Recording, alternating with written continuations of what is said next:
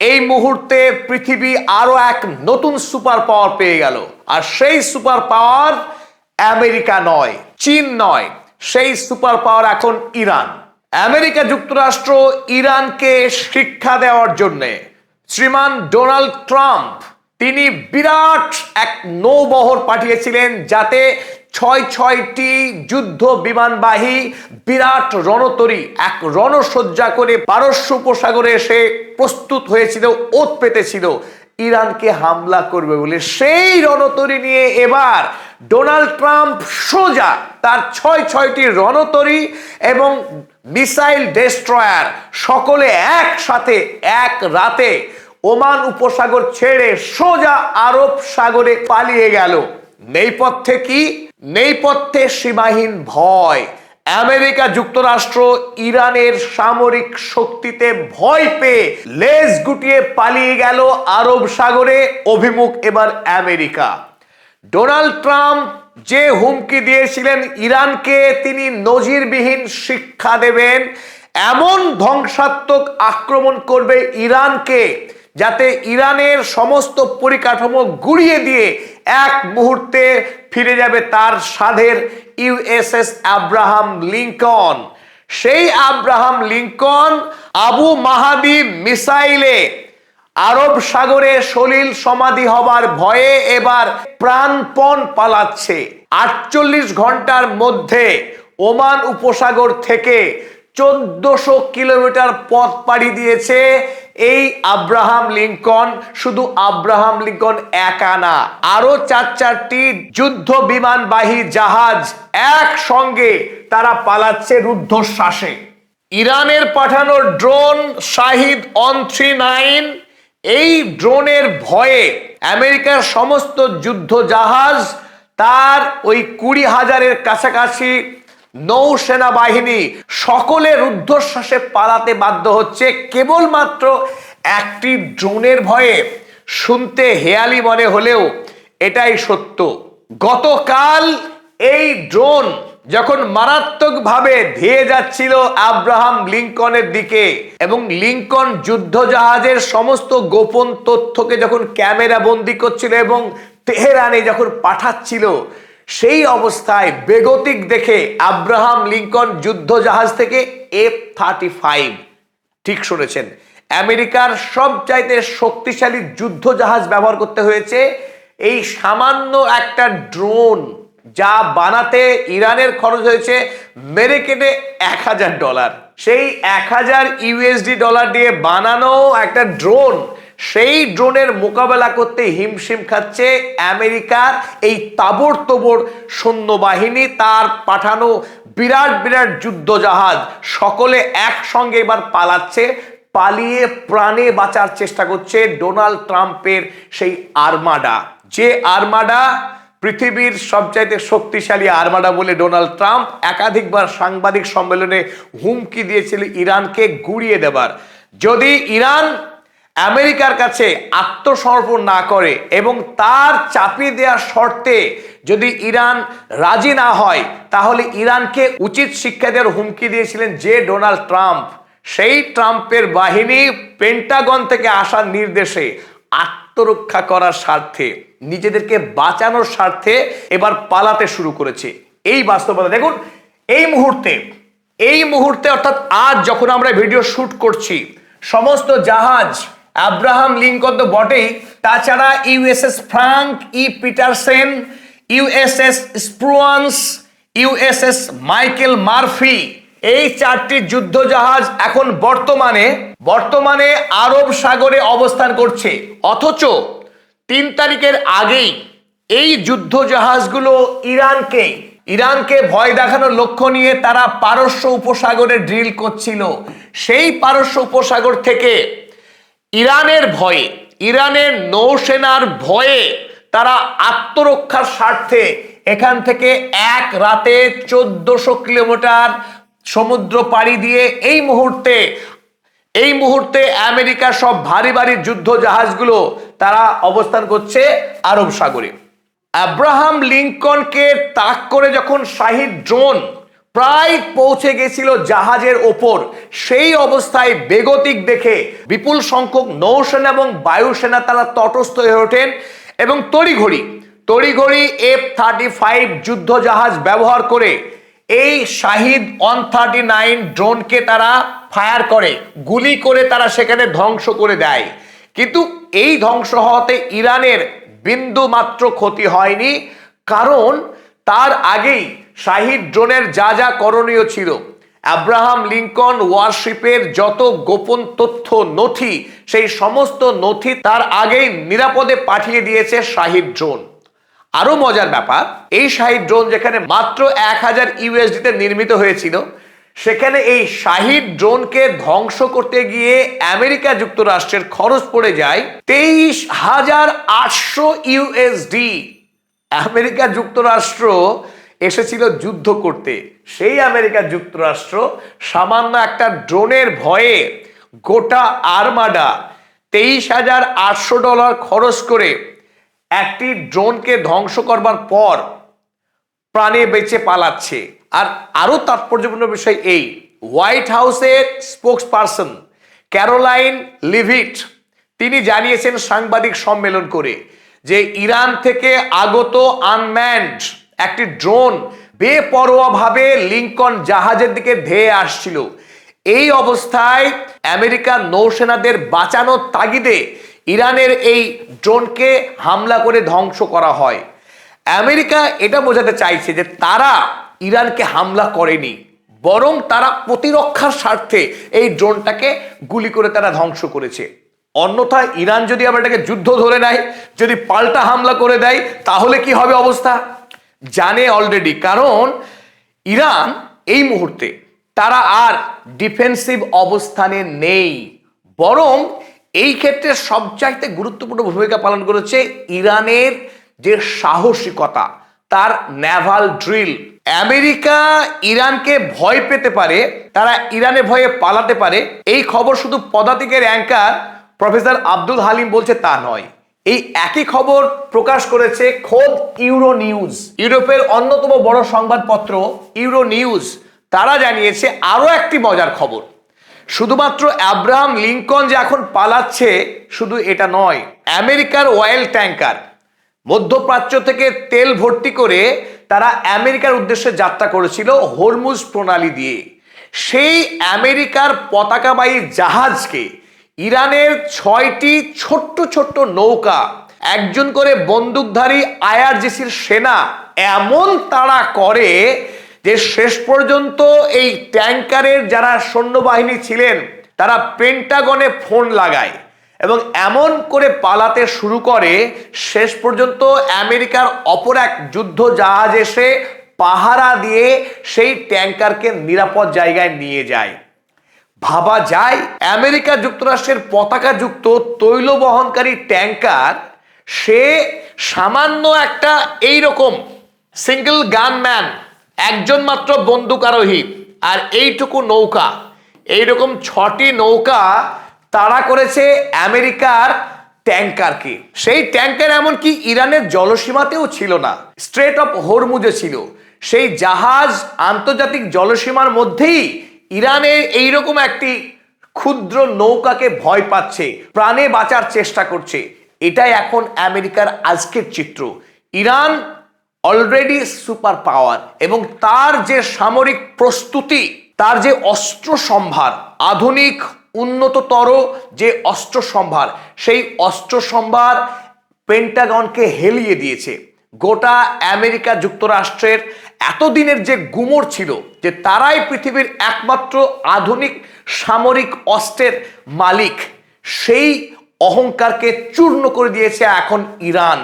ইরানের কাছে অত্যাধুনিক প্রযুক্তির যে বিপুল পরিমাণের সামরিক অস্ত্র এখন মজুত রয়েছে, সেই খবর এখন আমেরিকার সেনাদের কানে বাজছে। তাই আমেরিকার সেনারা ইরানের সৈন্যবাহিনীর সামনে দাঁড়াতে এখন সাহস করছে না।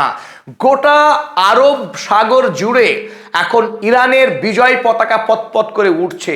ইরানকে মোকাবেলা করবার মতো সাহস এখন আমেরিকার কোনো সেনাবাহিনী দেখাচ্ছে না। একদিকে যখন গোটা মধ্যপ্রাচ্য জুড়ে যে 19টি সেনা ছাউনি রয়েছে, সেই সেনা ছাউনিতে থাকা সৈন্যবাহিনী তারা ঘর ফেরত, তারা দেশে পালাতে মরিয়া অবস্থান, তারা ছুটির জন্য প্রাণপাত করছে। এই পরিস্থিতিতে একটি প্রশ্ন স্বাভাবিকভাবে আমাদেরকে তাড়া করে, হঠাৎ ইরান কি এমন করলো? কি কারণে আমেরিকা যুক্তরাষ্ট্রের শক্তিশালী নৌসেনা বাহিনী তারা ইরানকে ভয় করছে, আমেরিকার ট্যাঙ্কার তারা ইরানের গানবোটকে দেখে ভয় পাচ্ছে? ঠিক এই অবস্থা কেন তৈরি হলো?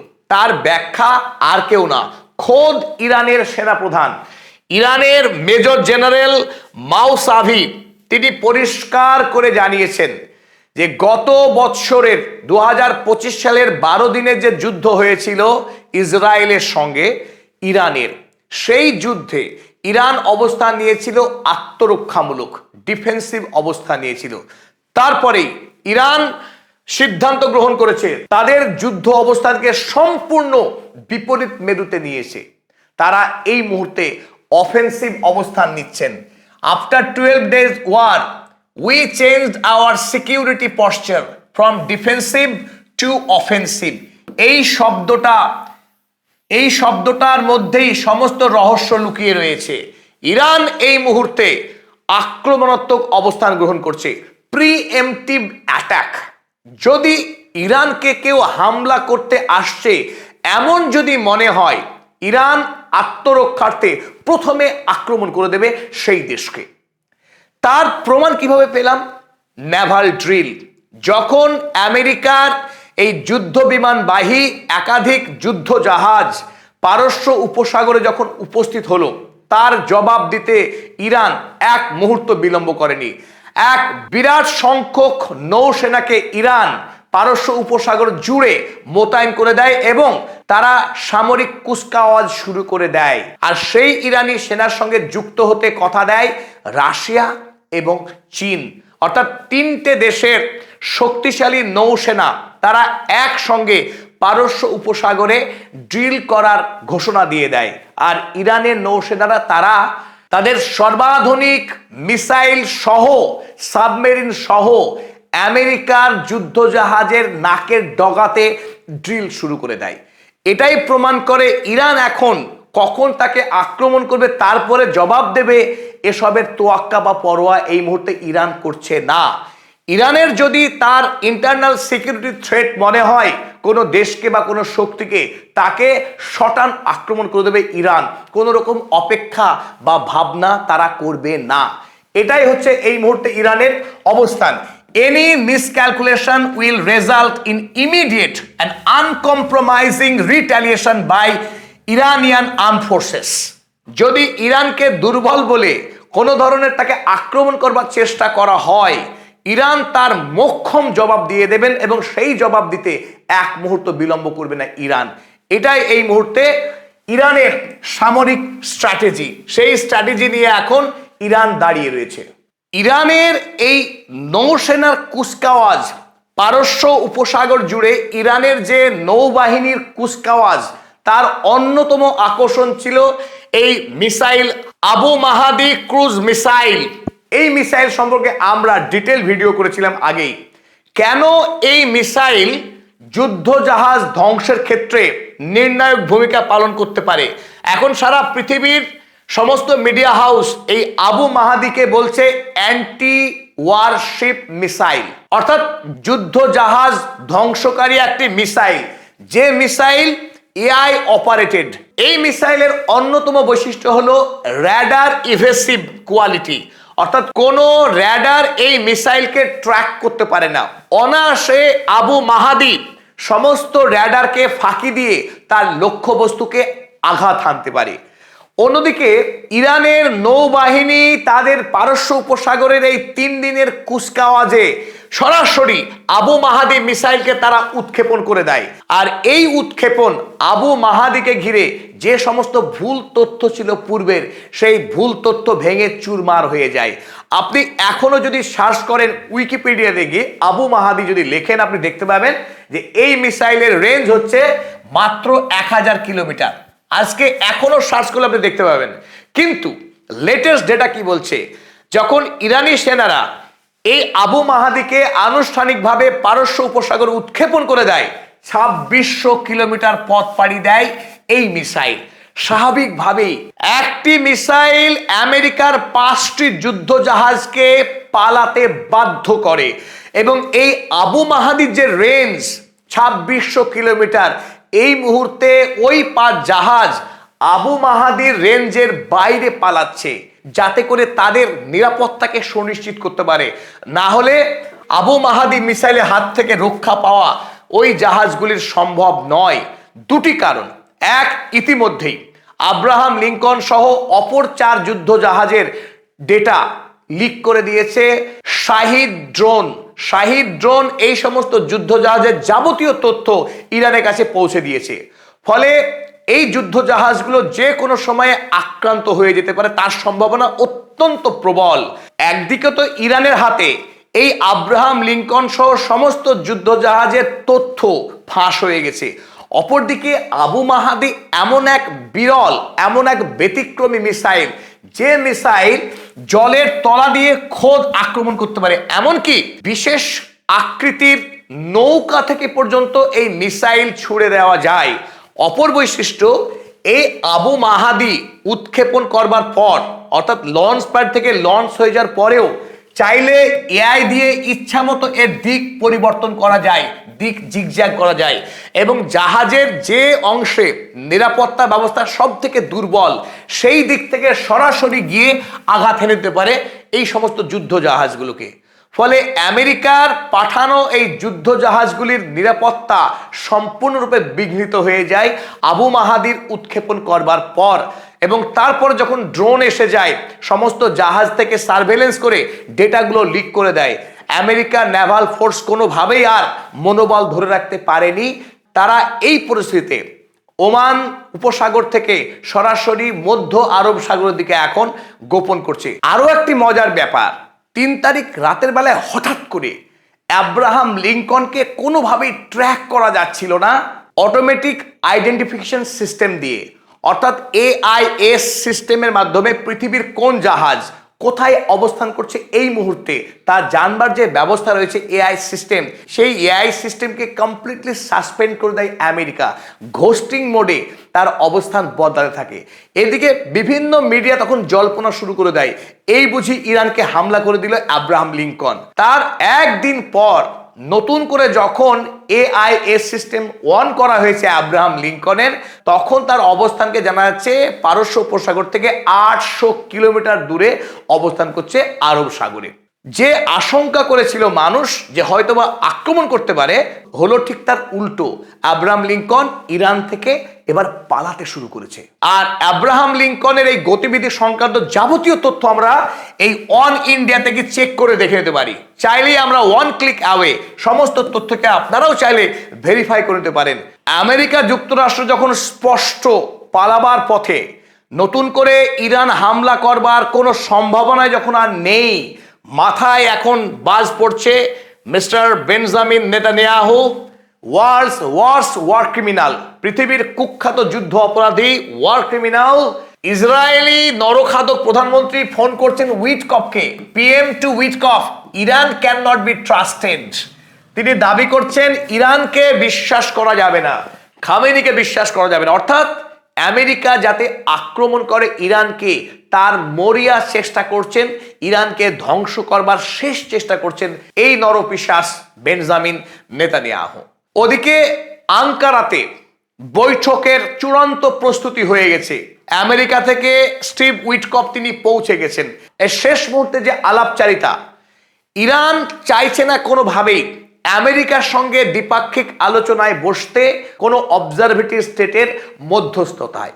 ইরানের সাফ জবাব, যদি আলোচনা করতে হয় দুটি রাষ্ট্র পরস্পরের প্রতি যে শ্রদ্ধা এবং সম্ভ্রম রেখে, রাষ্ট্রিক যে মর্যাদা, তার সার্বভৌমতাকে সম্মান দিয়ে যদি আমেরিকা ইরানের সঙ্গে আলোচনা চায়, তো ইরান প্রস্তুত আছে। কিন্তু ইরানকে হেয় করে, তাকে হুমকি দিয়ে, an environment of intimidation and threat, যদি ইরানের প্রতি থ্রেট জারি করে, তাকে সাবঅর্ডিনেট করে, তাকে আন্ডারমাইন করে যদি আলোচনা করার চেষ্টা করা হয়, ইরান সেই আলোচনায় অংশগ্রহণ করবে না।